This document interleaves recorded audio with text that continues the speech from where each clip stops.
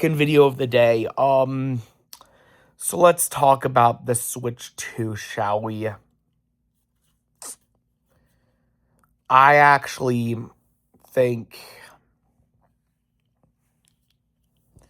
the Switch 2 is destined to be at least lesser selling, but still pretty well sold system in the grand scheme of things. Because of the tariffs, I do not think it'll do the 3DS anymore, but I do think it'll do the N64. Placing it somewhere between the 3DS and the N64, somewhere around the same lines as the NES and SNES. It may also, but it's also possible that it could still surpass the 3DS. We don't know. Because the market conditions are pretty bad. I think that's going to bog down all the systems. PlayStation is going to be bogged down by it, although not by that much. Nintendo's been bogged down by it, and Xbox, that wouldn't even break a million. That actually had less things sold.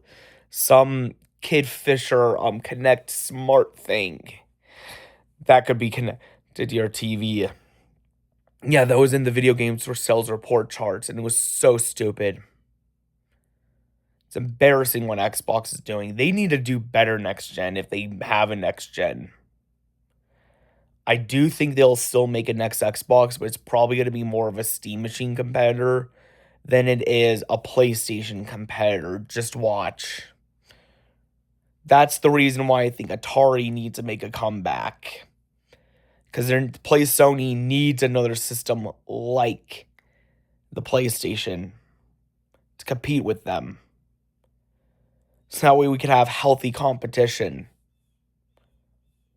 and not have to deal with the competitors like maybe not unhealthy competition like what we had in the older Xbox 360, Xbox and PlayStation day. We need healthy competition where the fans like each other, but they know they're competitors. Yeah, something like that.